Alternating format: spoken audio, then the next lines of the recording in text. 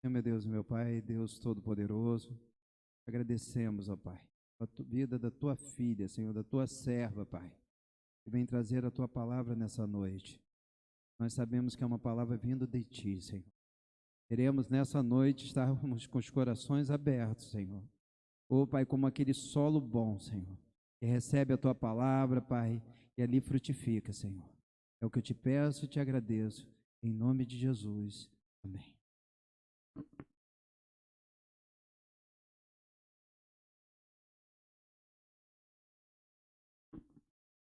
A paz do Senhor, irmãos.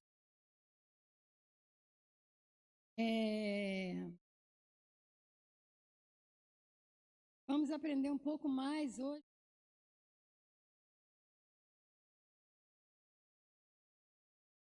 Precisamos íntegra a palavra de Deus. E a palavra que o Deus.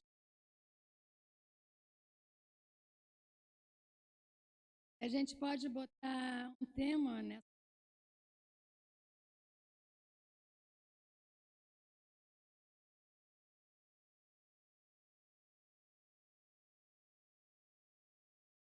Você escolhe vida.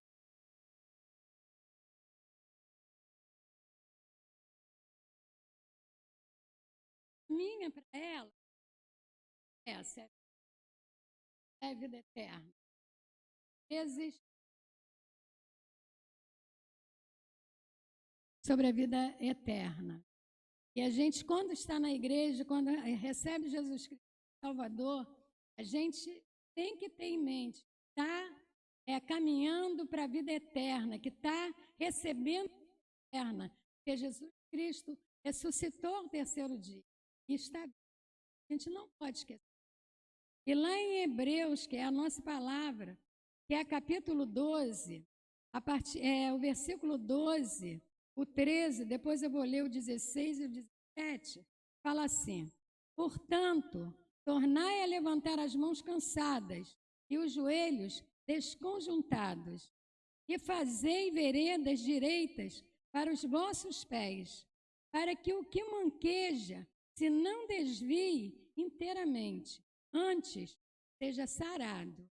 Verso 16: e ninguém seja impuro ou profano, como Esaú, que por um manjar vendeu o seu direito à primogenitura. Porque bem sabeis que, querendo ele ainda depois herdar a bênção, foi rejeitado, porque não achou lugar de arrependimento, ainda que com lágrimas. Até aqui, essa palavra ela fala de santificação, fala de um caminhar na presença de Deus. Nós temos que ter isso nas nossas mentes e na nossa vida. Muitas vezes a gente é muito santo na igreja, mas não é tão santo lá fora. Não é tão santo em casa, não é tão certo como deveria. Dá algum deslize. Às vezes, bem, mas ir direto para os pés da cruz, perdão. Isso é do homem.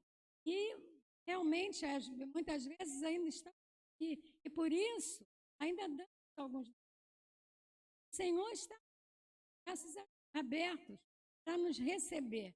Agora, viver uma vida de santidade dentro da igreja e outra, realmente de.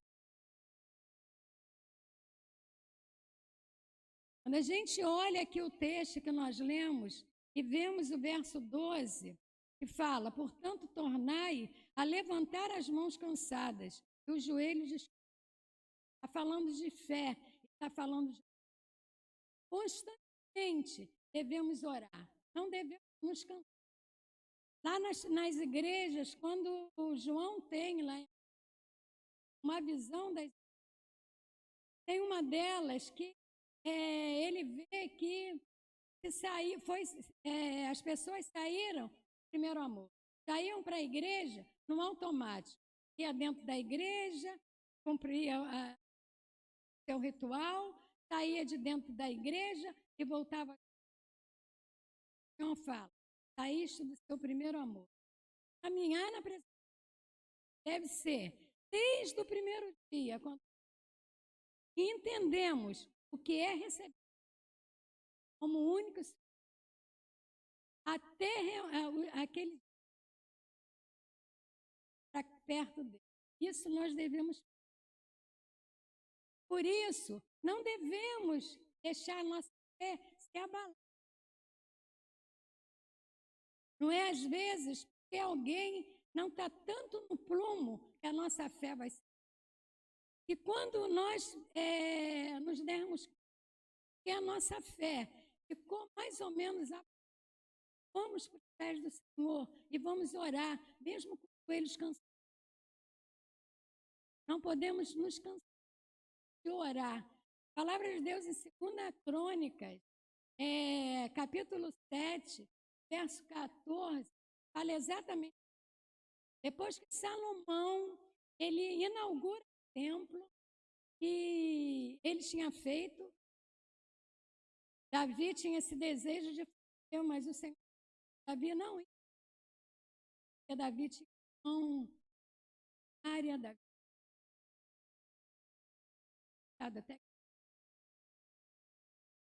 que seria o filho dele. Então, em Salomão se cumpriu. Quando o templo foi totalmente construído, Salomão fez 7 dias de festa.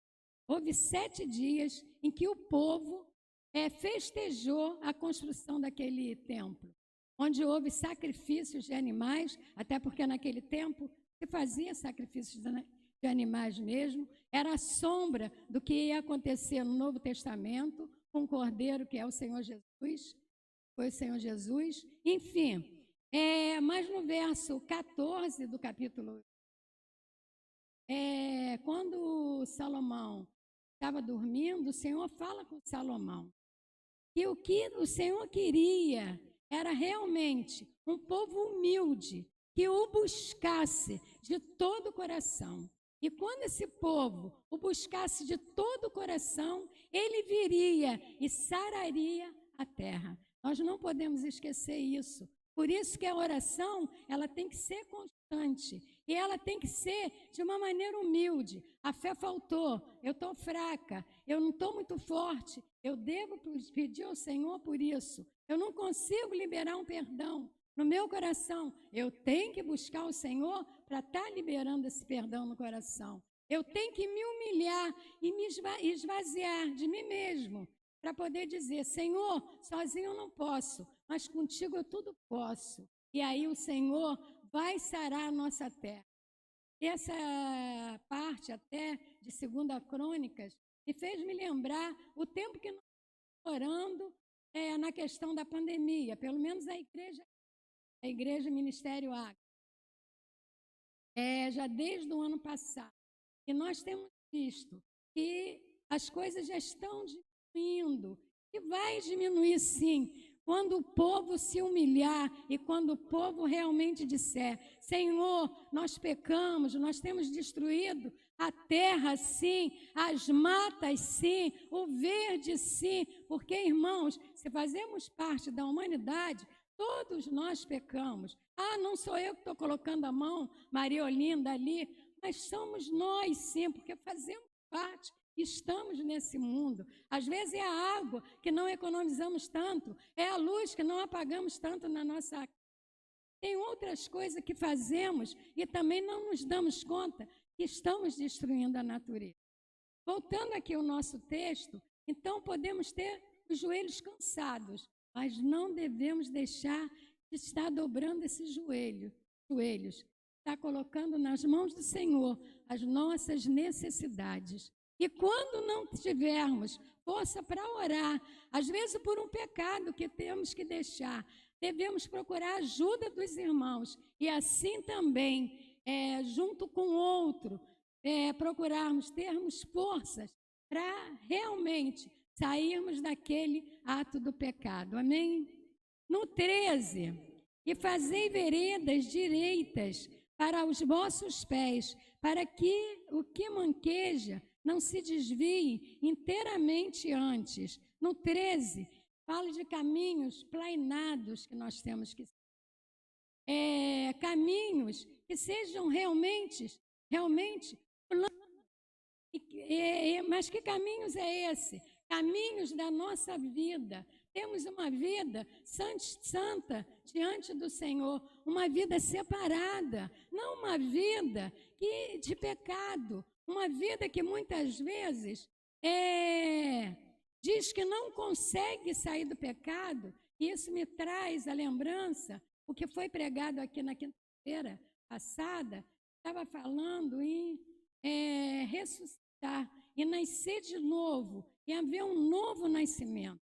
Irmãos, não dá para estar na prática sempre. Que testemunho seremos lá fora para aqueles que às vezes se aproximam de cada um de nós?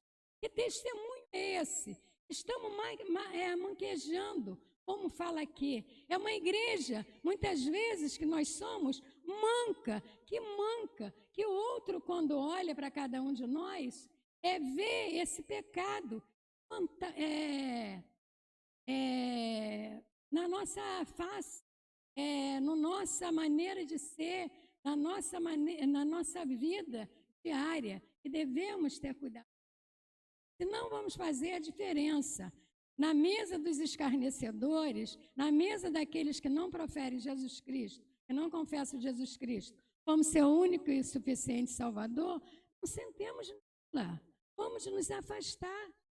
Só devemos estar ali se fizermos, de fato, a diferença. Mas se estivermos ali para ser igualzinho àqueles que ali estão, ser uma coisa na igreja e outra coisa lá fora, melhor, irmãos, a gente rever os nossos valores, quem realmente somos. Porque o que Deus quer e requer de cada um de nós é uma vida de santificação. Isso nós não temos dúvida. Vida sem pecado de estimação. Muitas vezes temos em nós pecados de estimação.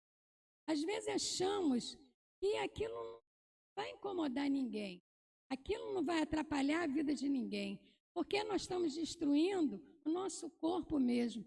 Mas atrapalha sim, irmãos. Nós somos o templo do Espírito Santo de Deus e por isso devemos cuidar desse corpo. A nossa alimentação deve ser uma alimentação saudável. Aquilo que nós colocamos na nossa boca deve ser algo saudável. Devemos ter cuidado, o máximo de cuidado com aquilo que nós estamos fazendo. E é isso que a palavra de Deus fala aqui. Valorização do que se tem. E o que nós temos? Um tesouro. A palavra de Deus fala em uma parábola que um homem saía para procurar no mar pérolas. E um dia ele acha uma pérola de grande valor, se despede das outras e fica. E assim é o reino de Deus. Quando temos um encontro verdadeiro com o Senhor, nós não queremos, por nada nesse mundo, perder isso. Vai perder isso por uma amizade que não está contribuindo em nada para você manter o seu tesouro? Você vai perder isso? Vai perder isso por causa de um vício que não está fazendo você manter em nada esse tesouro, que não faz você caminhar para a santificação, que não faz você caminhar para a vida eterna. O Senhor está olhando. O Espírito Santo sempre vai nos alertar para aquilo que nós estamos fazendo. Então, cuidado por onde você caminha, cuidado com aquilo que você não valoriza e que é o maior tesouro do mundo. Porque você pode ter o ouro do mundo, você pode ser muito rico, mas se você não tiver um encontro real com Jesus, de nada vai adiantar. Eu creio dessa maneira, eu sei que é assim que nós devemos crer, porque a palavra de Deus nos fala isso. E aí, no verso 16, vai falar que Esaú foi profeta. E a gente vai ver em Gênesis, está lá em Gênesis 30, a partir do 25, que Esaú era o primogênito, então ele tinha direito à primogenitura do pai dele, de Isaac, que seria 2/3 da bênção que Isaac tinha recebido de seu pai. E ele, Esaú, vai ter essa herança, mas ele não valoriza isso. Ele chega cheio de fome e ele troca essa primogenitura por seu primeiro filho para Jacó, que era gêmeo dele, nascido não pelo primeiro, mas veio como segundo. Mas ele vende, e Jacó valorizou aquilo que era de Esaú. Jacó quis aquilo que era de Esaú. Às vezes, nós trocamos as nossas bênçãos, como nós já falamos, por pecado de estimação. Pecado da carne, os pecados da carne, está lá em Gálatas 6.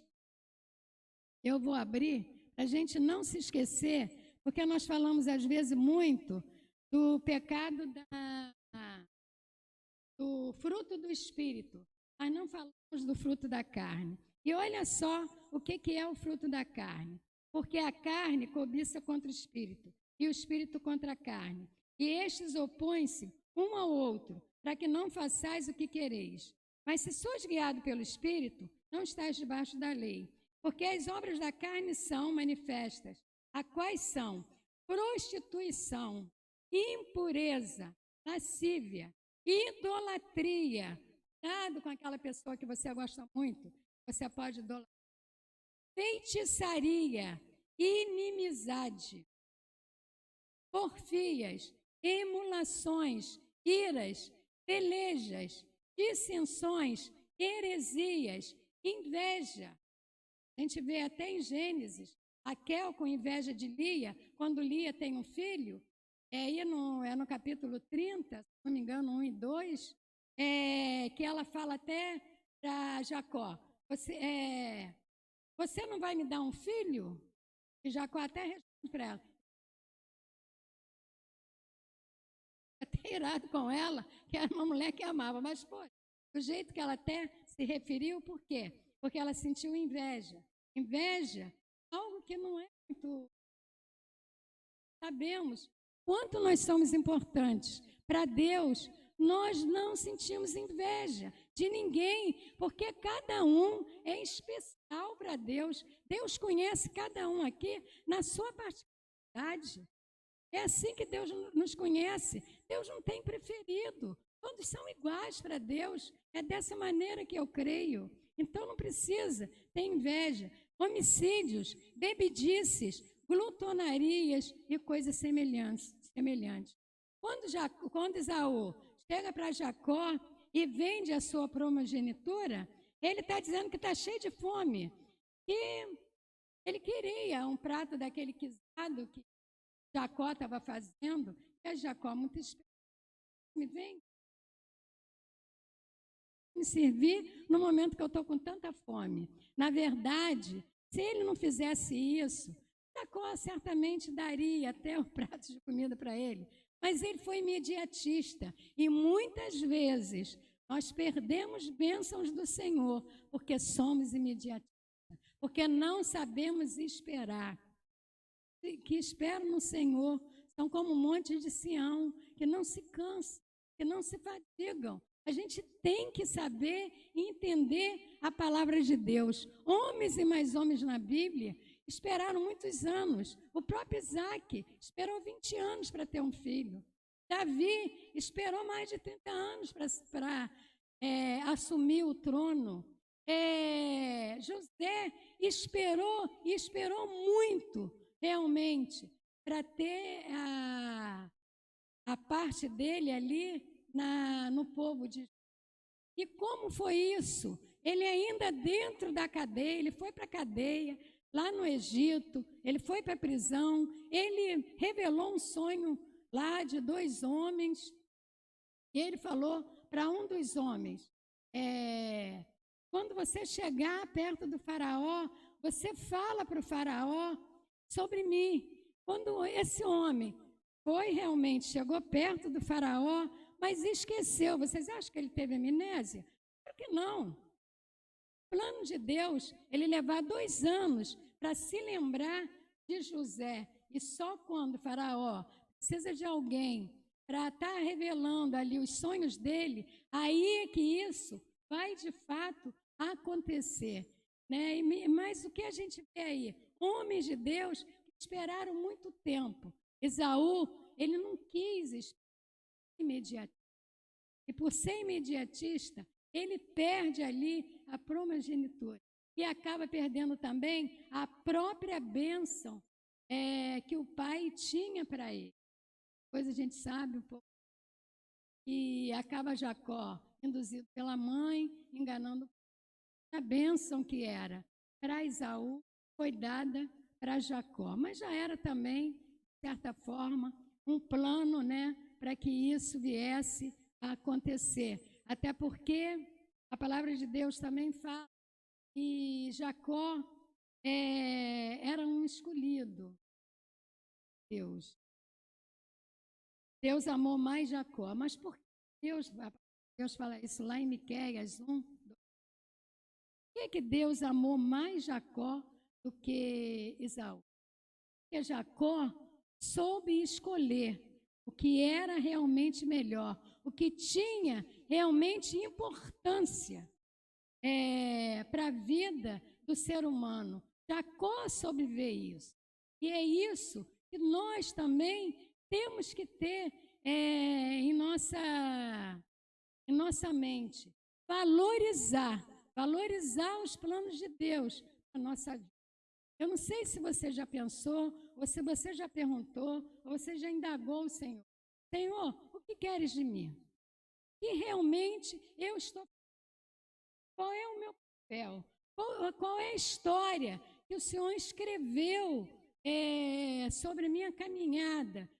Antes, muito antes, como está lá no Salmo 40, e o salmista até fala, já me conhecias antes do ventre da minha mãe. O que é que o Senhor quer? Porque ali, nesse salmo, diz que o Senhor escreve a nossa história, muito antes de estarmos no ventre da nossa mãe. Seria interessante indagar, mas o mais importante ainda é que quando você vê a grandeza desse Deus e você vê que você não era nada e que Ele te escolheu para que nesse dia 5 de agosto, você estivesse aqui, vendo de repente, não muito uma pregadora com muita eloquência, mas visse uma palavra que Deus quer que você venha refletir mais e mais em cima dela, para você estar fazendo a escolha certa para que estivéssemos aqui e pensássemos em cima disso. O que temos realmente escolhido? Como temos olhado para esse Deus? Deus é misericordioso, lindo. Deus é um fofo. Muitas vezes a igreja fala, são mesmo os cristãos que falam isso. Misericordioso, sim. Ele é justo. Não esqueça da justiça. Deus um dia irá julgar pequenos e grandes, aqueles que estão na sua presença e aqueles que não estão na sua presença. Todos nós iremos diante do... E o que você vai apresentar com as suas mãos? A sua vida reta diante de Deus? Como será essa sua vida? Porque eu não tenho dúvida que naquele momento vai passar um filme. Creio dessa maneira. Vai passar um filme da nossa vida. E o que você tem preparado? Como você tem guardado realmente esse tesouro que o Senhor te deu, que é a salvação, que é o entendimento do que é a vida eterna. Como você tem estado diante do Senhor até aqui e até esse momento.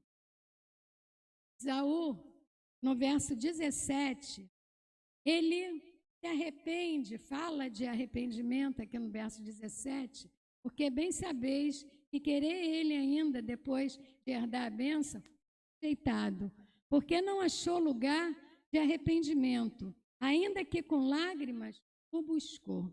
Ele ainda foi diante do pai dele, mas foi interessante até a maneira que ele falou, porque ele falou, ainda tem alguma bênção aí para mim, meu pai? Quer dizer, ele estava querendo até o resto, até a sobra, e ele chora. Mas, irmãos, não tenham dúvida, até para o arrependimento, nós precisamos de Deus. Até para nos arrependermos. Quando o seu coração não se arrepender de algo que você fez e que você sabe que aquilo não foi muito legal diante do Senhor e você não sente nenhum arrependimento sobre aquilo, pede o Espírito Santo para colocar o verdadeiro arrependimento no seu coração, porque até nisso nós dependemos dele, porque senão nós choramos, nós suplicamos, mas verdadeiramente nós não nos arrependemos, porque no outro dia, ou logo após esse desabafo, essa oração diante do Senhor, nós já estamos pecando outra vez. E essa questão sobre o arrependimento está lá em 2 Timóteo 2,25. Deus concede o arrependimento quando somos corrigidos com mansidão. Ali vai falar em 2 Tiago que devemos corrigir o outro com mansidão e que com isso Deus vai conceder àquele coração o arrependimento. Precisamos e muito nos arrepender a cada instante, como eu disse, a cada segundo. E aí a gente volta ao tema. O que você escolhe? Você escolhe a vida? Você escolhe a morte? Porque se você escolhe uma vida de pecado, você escolhe a morte. Ah, mas eu tenho esse pecadinho de estimação. Não. Você tem que escolher a vida. É para isso que você está aqui, é para isso que nós estamos aqui. E juntos, unidos, é que conseguiremos chegar a Deus. Precisamos, e muito, um do outro. E como já foi dito, se você não consegue sozinho, você pede ajuda àquele irmão ou àquela irmã que está na caminhada junto com você. Certamente, você terá uma ajuda ímpar de alguém que vai estar orando com você, de alguém que vai estar te auxiliando, certamente, e de repente, já não é aquela pessoa que vai estar te ajudando, mas de repente aquela pessoa vai estar te pedindo ajuda também, ou você vai poder estar pedindo ajuda a outros. Que nessa noite a gente venha refletir muito. Não podemos sair daqui sem refletir, sem ter isso na nossa mente. A santificação, sem ela, ninguém verá a Deus. Precisamos disso a cada dia. E o mais o Senhor fará por cada um de nós, quando aos seus pés nós nos prostrarmos e deixarmos que tudo Ele faça, que tudo Ele modifique na nossa vida. É essa a minha palavra. Vamos fechar os nossos olhos agora. Na verdade, é a palavra de Deus que me deu para que trouxesse aqui essa noite, em nome de Jesus. Senhor, a Tua palavra foi dita, Pai. No mais, Senhor, nós te pedimos agora, eu te peço agora, enquanto igreja, enquanto boca sua nesse lugar, que Tu estejas falando altamente no coração dos meus irmãos que aqui estão e que ouviram, aqueles também que não estão, que de repente, Senhor, estão vendo essa pregação, seja pelo Facebook, Senhor, seja pelo YouTube. Tu sabes, Pai, em nome de Jesus Cristo, que Tu fales o coração, Senhor. Se alguém, ó Deus, não confessou ainda, Senhor, o Teu nome como único Salvador, que possa essa noite, Pai, estar diante de Ti e dizer, eu me rendo aos Teus propósitos na minha vida. Por isso, eis-me aqui. Senhor, ouve, Senhor, esse coração. Tu és um Deus que sonda os corações. Muitas vezes o coração do homem é até enganoso a ele mesmo. Quantas vezes, Senhor, temos quinquilharias, Senhor, nas profundezas do nosso coração e não nos damos conta, Senhor. Às vezes é o orgulho, Pai, às vezes é algo que nós temos que não queríamos ter, Senhor. Por isso, em nome de Jesus, eu te peço agora, Senhor, arranca de nós, Senhor, tudo que não te agrada, Pai, tudo aquilo, Senhor, que não faz parte, Senhor, daqueles que te seguem, Senhor, aqueles que querem sair do pecado, daquele pecado de estimação, aqueles que têm, às vezes, algum amigo, Senhor, e que não estão confessando a mesma fé, e que, às vezes, por uma brincadeira, às vezes um palavrão, às vezes uma anedota, Senhor, faz esse irmão pecar, Senhor, faz esse irmão manquejar, Senhor, diante de Ti, Pai, em nome de Jesus Cristo, Senhor, desperta aquele que dorme, Pai, em nome de Jesus, sabemos que Tu és um Deus que tudo pode, Senhor, por isso, Senhor, nós nos entregamos nas Tuas mãos essa noite, Senhor, e entregamos principalmente cada irmão, Senhor, aqui, Senhor, presente e até aqueles mesmo ausentes, Senhor. Que todos nós, em uma só voz, em um só coração, possamos guardar esse tesouro, Senhor, tão importante para cada um de nós, que é a Tua palavra, Senhor, que é o Teu aconchego, que é os Teus braços de amor, Senhor, que nos conduz e não nos deixa desviar nem para a esquerda nem para a direita, Senhor. É isso que eu te peço, em nome de Jesus. Amém, amém.